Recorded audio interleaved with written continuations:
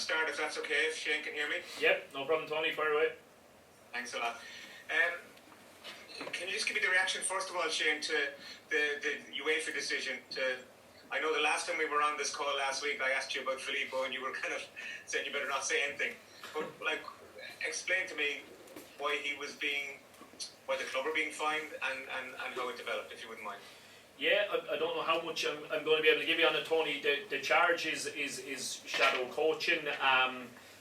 They obviously, there's no, they think, obviously he doesn't have the UEFA Pro licence, and I don't know, there must be some sort of rules and regulations as to how much input a guy without a pro licence is allowed to have when they're on the sideline, and I assume they feel that he overstepped that mark. And so in terms of the game tomorrow then, can you make any contact or communication with him during the game or before the game, or how does that work? No. From the time we head across to the match venue, that's it. We'll have a team meeting before we come across, Tony. But once we're over there, then that's it. No, he's not allowed to make any communication with us. I think it's something like up until an hour after the final whistle. So we need to make sure we get all the various different scenarios. If this fella's injured, or if that fella's injured, or if we're ahead, or if we're behind, we need to get all that kind of stuff tied down again, so that that hopefully it runs as smoothly as we can do. Is it a question of that Filippo picks their team, or do you pick it, Giuseppe, Filippo and yourself, do you pick it as a kind of a committee? Yeah, no, it won't differ from how it would normally work in, say, domestically.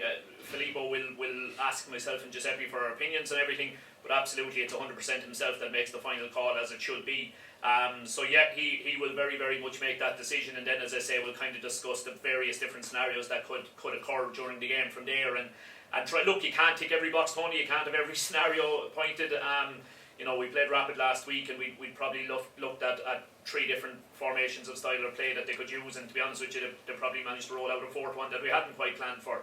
And those various different things can happen, but as best as we can, we'll try and box off as many options as we can, And how are you fixed going into it in terms of fitness, in terms of injuries? Is everybody available? Yeah, thankfully we're very, very good on that front. I think most people are Pat Hoban is well ruled out at this stage, but Pat aside, we're all good, which, as you know, we very much need the bodies with the 2 important games in such close proximity. And Nathan, can I ask you, with the cup final coming up, I asked Filippo about this down in Athlone. The cup final for him is more of a priority than the Europa League game, which seems strange but understandable as well. Yeah, it does seem strange, but it is understandable. I think it's mathematically not possible to qualify for the group. I'm out of the group anymore, but we've got a big game Sunday against Shamrock Rovers, who is a good side, but we really want to win that game. I think this is our 6th time in the final, so it's just a shame the fans can't come, but we're looking forward to Sunday as well. How important was it for you to get on the pitch in Athlone and get on the score sheet as well, particularly after what happened against Rapid? It's always important to get on the score sheet and get on the pitch. No one goes out to miss a penalty. I'm obviously disappointed about that, but you have to move on. And the good thing about football is you've always got another game waiting for you to prove yourself again. So thankfully I was able to do that against Athlone, and we now move on to Thursday, and hopefully we can get a result against Molde. What did it mean to you, Nathan, that your teammates backed you so much? It appears, I don't know, but it appears as if there was some horrible commentary online afterwards, but the way your teammates rallied behind you, the way the club rallied behind you, how much did that mean to you? It means a lot. It shows you how strong we are as a team and a club. To be honest, I didn't even see the incident online, but instantly the way the players backed me online and after interviews, it was amazing. It just shows you how strong we are as a team, and I can't thank them enough. Very good. Best of luck to you tomorrow and indeed on Sunday. Cheers. Thank you very much. Thanks, Tony. If you want to speak, can you just raise your hand there, lads, so you can see?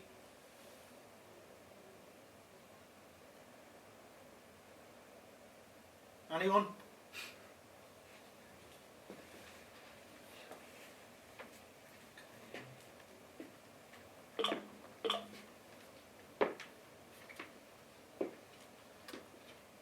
Ed Leahy, go ahead, Ed. Shane, how are you? Sorry, I just sort of missed the very start of it there, so I'm not sure. Just in terms of the game itself tomorrow, what sort of game do you expect, and what sort of would it suit your own game? Do you think for this particular match? Yeah, well, first of all, we expect a very, very tough game, Ed, that's for sure. They're arguably in a lot better form this time round than they were coming into the previous one. They'd had a couple of iffy results heading into the last one, whereas I think I'm right in saying they've won 5 and drawn 1 in the 6 league games they've played since we last come up against them. So they're really, really banging form. They seem to have kind of pretty much nailed down that second position. So it will be a very, very tough one, that's for sure. But I mean, we have to take heart from probably 2/3 of our performance against them in the home game. I thought we were probably the better side in the first half and deservedly had that lead. Now, to be fair to them, when they really turned the screw on us, we probably couldn't get out of our own half, couldn't get out of our own third, really, to be honest with you, for about 20-25 minutes of that second half.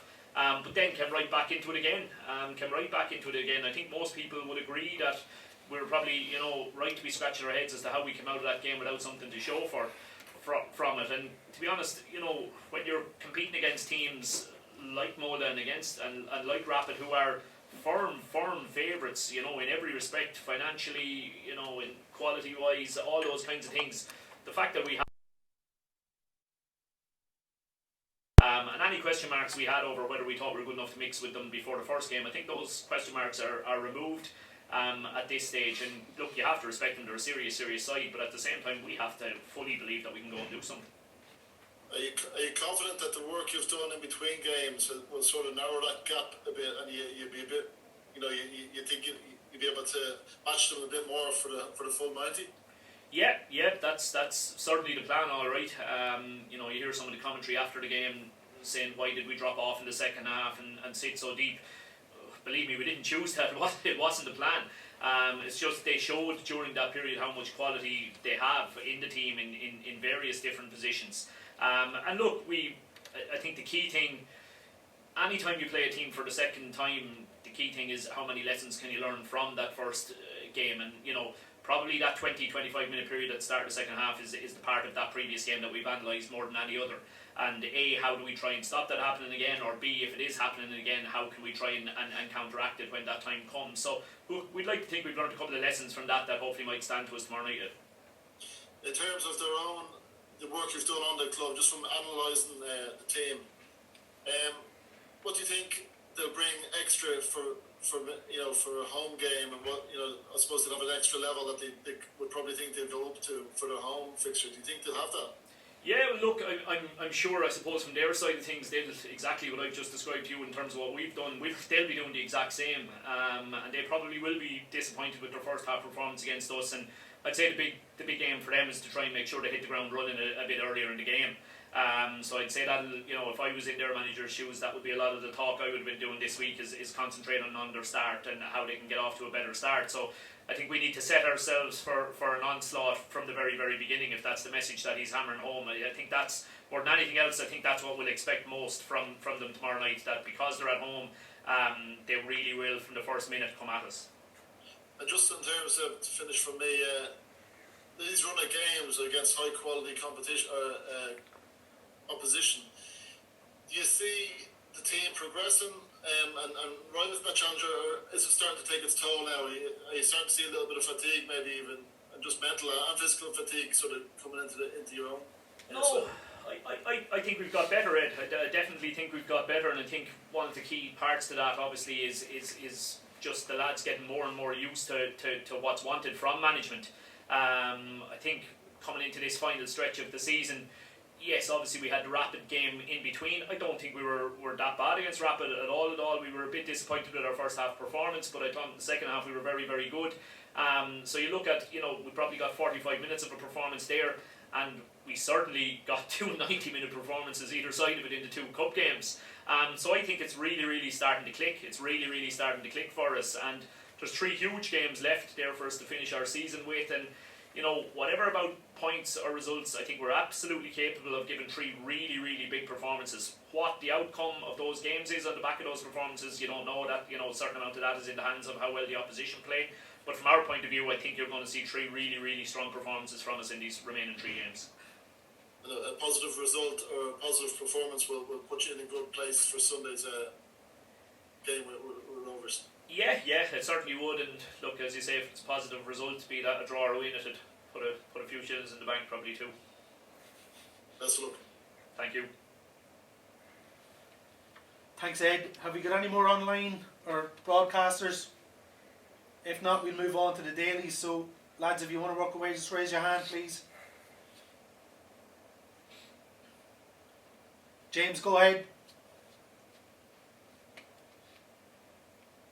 It's on mute. You're on mute, James. Just unmute yourself. Sorry, Shane. Just wondering tomorrow in terms of how you approach the game. If hypothetically speaking, it's 0-0 with a half an hour to go, do you feel like you have to withdraw players to protect them for Sunday, or do you go for it, or is there a plan in place for that? Yeah, it's going to be a bit of a balancing act, alright, James, that is for sure, and they are exactly the kind of conversations that we've had over the last couple of days. But look, I think there is enough strength in depth there. You say, withdraw fellas. I think we're absolutely capable of withdrawing a fella and replacing him with a fella arguably as good. Like if you're, because he's sitting beside me, if you're taking Nathan off and putting on Daniel Kelly, or taking Daniel Kelly off and putting on Nathan, to me, you're going from strong to strong there one way or another. I don't think you're really weakening your side in any way, shape or form. So I think we can make changes as the game progresses tomorrow night to try and keep players fresh, while also then potentially being the ideal change to make in terms of trying to get a result out of tomorrow night's game at the same time. Yeah. And I know it's not your job to maybe hand out contracts, but you are in a situation where, with such a big week ahead, that lads are, by the time you take to the pitch tomorrow, there's bulk of the squad out of contract and effectively unemployed a week later. Up to, I think, 8 or 9 have been linked in the papers in the last couple of days, just with other clubs. Is there a concern that could become an unsettling influence throughout the week, not just tomorrow night, but obviously with the cup final and even Arsenal to come? No, absolutely not, to be honest with you. And I think that's the key thing for us, is that what's happening on that side of things is happening, and let that just happen away from the pitch. And in fairness to the lads, the atmosphere out here, we've been here now since Tuesday lunchtime. The atmosphere has been brilliant amongst the lads, all the usual crack and gallery carrying on.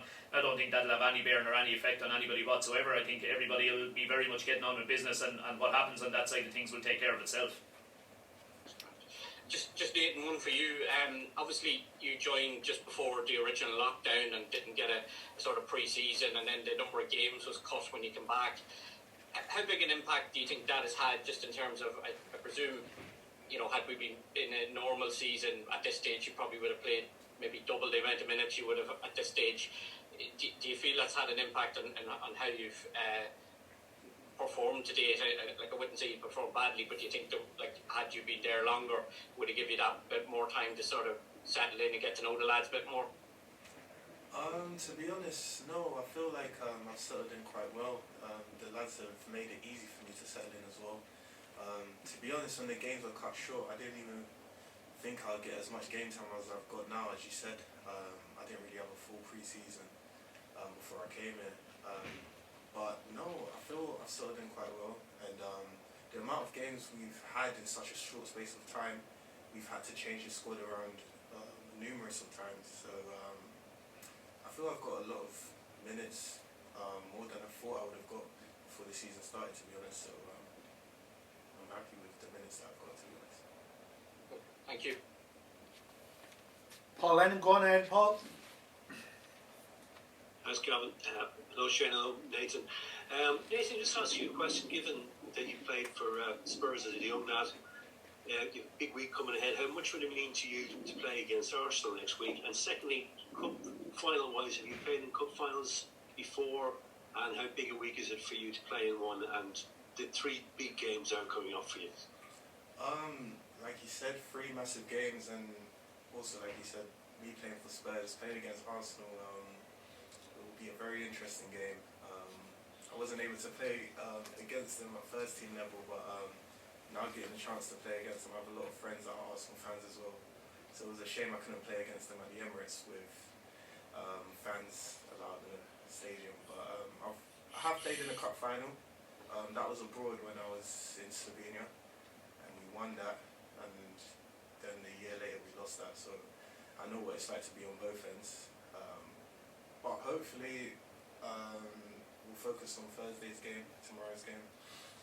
Try and get the 3 points here, and then we can look forward to the cup final on Sunday. Thanks, Nathan. Just one for you, Shane. How much of a shock was it when you heard about this €50,000 fine from UEFA, and when did you hear about it? What were the circumstances? Thanks. Yeah, look, it's not ideal just from the club side of things. Obviously, it's not ideal, but look, as far as it doesn't really affect what's happening on the field. And to be honest with you, that's the only part I'm overly concerned with, Paul. So it is. We found out shortly after the game last week, so we did. But it's for people in very different areas of the club to worry about things like that rather than myself, to be honest. Cheers. Thanks, Paul. Emmett Malone, go ahead, Emmett. Hi, lads, how's it going? Shane, just on that, to kind of, I'm not completely clear about it. Is the €50,000 fine in relation to the game against Rapid Vienna at the Aviva last week, or does it date back earlier in the campaign? I can't absolutely swear on it, Emmett, but to the best of my knowledge, I think it's previous to the Rapid game. Okay, so there was the first game or two, Filippo was more involved. So that, yeah, okay, so more I think so. I think so. Yeah. Okay. You talked about the 25 minutes that you looked at in relation to the home game against Molde. What did those 25 minutes show you? What do you think that you did wrong in those 25 minutes? How much of the change in the pattern of the game was down to them, getting on the front foot, or perhaps Dundalk giving them the initiative for a spell? Yeah, well, I suppose the best way to put it, Emmett, is they have such quality that I'm not saying we're going to be able to stop periods like that happening. I think periods like that in the game are going to be absolutely inevitable again tomorrow night, because they just have that much quality that you're going to have to suffer through periods like that. I suppose the lessons we were trying to learn from it are, how do we defend better under those circumstances? Obviously, we conceded 2 goals during that period. A, how do we try and stop ourselves coughing up those chances? And B, well, how do we get out of that situation? When we're in that situation, how do we get out of that situation? And Pat cut a very low figure the last day, and was we found it, we struggled to get out once we were pinned back. And they did that, as I say, that's more to do with them nearly than us. But I suppose that's the big thing, is trying to come up with solutions as to how we do that a little bit better this time around, because those periods will happen again. No matter what way we play, those periods will happen again. Okay. And worst case scenario now, I mean, Filippo talked a couple of weeks ago about the gap in resources between the clubs that you're playing and Dundalk, and I mean, it's obvious, it's obvious to everyone who's looking at it from a distance. But worst case scenario, will there be positives to be drawn from this whole campaign if you end up in 2 games' time with no points? Yep. To me, no doubt about it, Emmett. Without a doubt.